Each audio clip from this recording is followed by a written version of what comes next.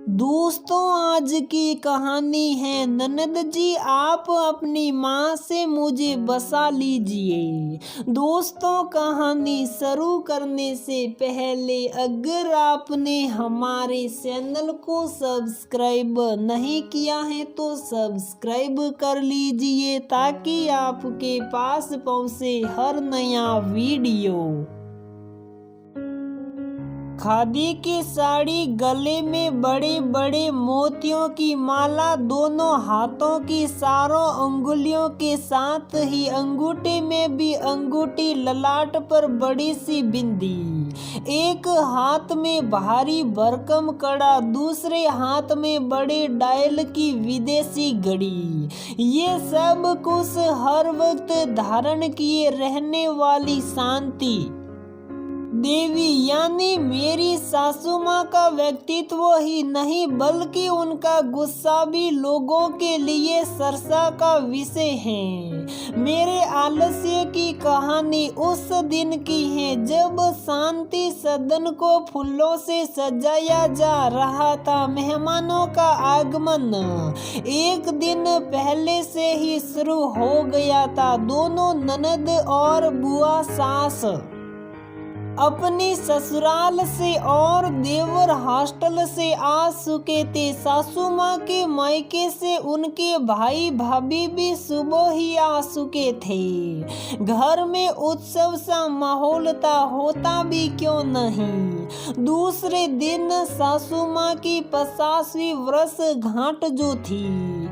जिसे धूमधाम से मनाया जा रहा था। 3 माह पूर्व ही मैं इस घर की बड़ी बहू बनकर आई थी और मेरी शादी के बाद फिर से सभी मेहमान पहली बार ही आ रहे थे, इसलिए सभी के आकर्षण का केंद्र बिंदु सासू माँ के साथ मैं भी थी। शाम को देवर जी ने ऐलान किया, आज रात तो भाभी के हाथ का खाना ही खाएंगे, स्पेशली खीर। बहु भात वाले दिन खीर बहुत स्वादिष्ट बनी थी। सबने देवर जी की हाँ में हाँ मिलाई थी। बुआ सास कहने लगी, आज तो पूरा खाना बहू तुम ही बनाओगी। मेरी तो सांस ऊपर की ऊपर और नीचे की नीचे रह गई थी।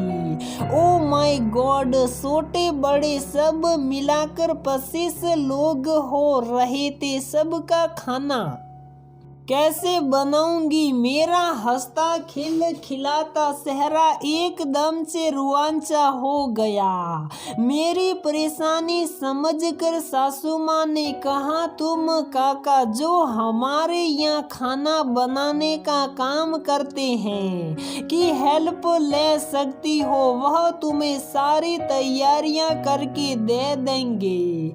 सासू माँ की भाभी यानी मेरी मामी सास तो जैसे मेरी परीक्षा लेने पर आमादा थी। वह कहने लगी, ठीक है पर सब्जियों में शौक तुम्हें ही लगाना है और खीर भी तुम्हें ही बनानी है। उस समय किचन में कोई नहीं रहेगा।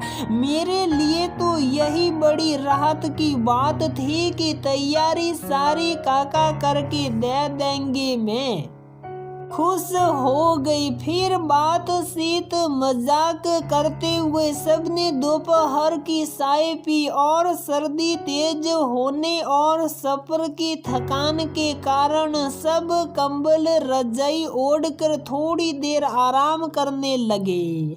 काका ने रात के खाने की तैयारी शुरू कर दी। थोड़ी ही देर में काका ने सब्जियां सुधार दी, आटा लगा दिया और दूसरे काम निपटाकर किशन मुझे संभालने को बोल सासू माँ के द्वारा दी गई सामान की लिस्ट लेकर वे मार्केट चले गए। मैंने सोचा सब्जियां बाद में बना लूंगी, अभी तो बहुत समय है। खीर बनने में समय लगता है, अतः पहले खीर का काम कर लिया। जाए और भैंस पर दूध का भगोना सड़ाकर मैं भी अपने रूम में आ गई। सोचा रात सबके साथ देर तक जागना पड़ेगा। दूध भगोना भर कर है, उबलने में समय लगेगा। दूध उबले इतने में भी थोड़ी देर सुस्ता लूं। कड़ाके की सर्दियों में रजाई में घुसने के बाद जो आलस आता है उससे तो तभी परिचित है। अभी उठती हूँ, बस 5 मिनट में उठती हूँ। सोच आलस कर पड़ी रही। थोड़ी देर में मुझे दूध उबलने के साथ साथ भैंस की गंध भी आने लगी। मैं रजाई एक तरफ डाल किचन की ओर भागी तो देखा दूध उबल कर बाहर आ गया था, जिससे भैंस बूझ गई थी। दूध भैंस पर फैला पड़ा देख मैं फिर रोमांची सी हो गई। मुझे याद आया, शादी के बाद एक दिन बालकनी से मैंने देखा कोई आंटी सासू माँ से मिलने आई हैं, शायद उनकी सहेली होगी। तो शाही नाश्ता लगाने के उद्देश्य से मैं भी नीचे चली आई। मैंने देखा सासू माँ एक चौकी पर बैठी हैं और वह आंटी सासू माँ से कह रही थी, आजकल मेरे हाथों से खाने पीने की चीजें बहुत गिर रही हैं। बताइए कुछ अन्न होने की सूचना तो नहीं है ये। उस दिन मुझे पता चली कि सासू माँ वास्तु शास्त्र जानती हैं और लोग घर पर उनसे सलाह लेने आते रहते हैं। तब वे इस तरह एक सुसज्जित चौकी पर बैठ सलाह देती हैं। सासू माँ ने आंटी को कहा, हाँ वास्तु शास्त्र के अनुसार तो ये अपशकुन ही है। इससे अन्नपूर्णा माँ और लक्ष्मी जी नाराज होती हैं। अच्छा ये बताइए क्या गिरता है आपके हाथ से?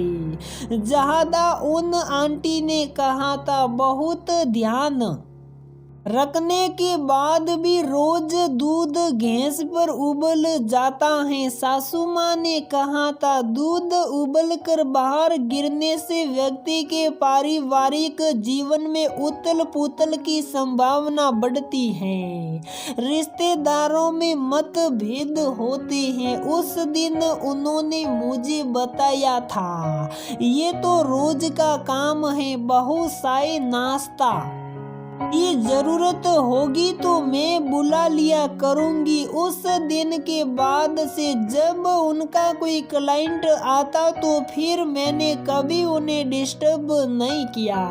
पर उस दिन तो मैंने सुना था, मैं अतीत से वर्तमान में आई। ओ माँ, सासू माँ के वास्तु शास्त्र के अनुसार तो मुझसे दूध उबलने का बड़ा पाप हो गया। सासू माँ भी आती ही होगी किचन में। मैं डरी हुई थी। आज तो मुझे सब मेहमानों के सामने उनके गुस्से का भाजन होना पड़ेगा। ननद भी गंध सूंघ कर किचन में चली आई थी। उन्हें देख मैंने उनसे कहा, दीदी घर में इतने रिश्तेदार हैं, पता नहीं इस शुभ अवसर पर किसका किससे मतभेद होकर झगड़ा होने वाला है। अब एक छोटे से आलस के कारण मुझसे ये दूध उबलने का महापाप हो गया। सॉरी, कैसे भी हो अब आप मुझे सासू माँ के गुस्से से बचा लीजिएगा प्लीज। मैं ननद से अनुरोध कर रही थी, दूसरे शब्दों में कहूँ तो गिड़गिड़ा रही थी। और भी लोग कंबल रजाई से निकलकर किचन में आ गए थे। दीदी ने मेरी तरफ अचरज भरी नजरों से देखते हुए कहा, आप इतना क्यों घबरा रही हो? किसने कहा आपसे कि दूध उबलने से ऐसा सब होता है? दूध का उबलकर भैंस पर गिर जाना कोई पाप नहीं होता, अक्सर हमारी लापरवाही से ऐसा हो जाता है। मैंने बताया, सासू माँ एक दिन चौकी पर बैठकर एक आंटी को बता रही थी ये सब। मामी सास जो इस तरह की बातों में विश्वास नहीं करती हैं, बोली, बहू पढ़ी लिखी होकर तुम कैसी बेकार की बातें कर रही हो। फिर उन्हें ध्यान आया, कहीं उनकी बात सुन उन कि ननद यानी मेरी सासू माँ बुरा न मान जाए और सच में ही इस शुभ अवसर पर मतभेद के कारण घर का माहौल खराब न हो जाए। अतः बात संभालने की गरज से वो बोली, बहू रोज रोज ध्यान रखने के बाद भी दूध भगोने से बाहर आ जाए तो अपशकुन होता होगा। एक दो बार में कुछ नहीं होता। सासू माँ पीछे खड़ी सबकी बातें सुन रही थी। मैंने जब कातर निगाहों से उनकी तरफ देखा तो वे मुस्कुरा कर बोली, बहुत शौकी की हर बात शौकी में नहीं लाते हैं। भाभी सही कह रही है। ओहो, उस दिन मेरे आलस ने तो मेरी जान ही निकाल दी थी। सोच रही थी आज तो सासू माँ मेरे इस अपशकुन वाले महापाप के लिए मुझे मेहमानों के सामने भी नहीं बख्शेगी।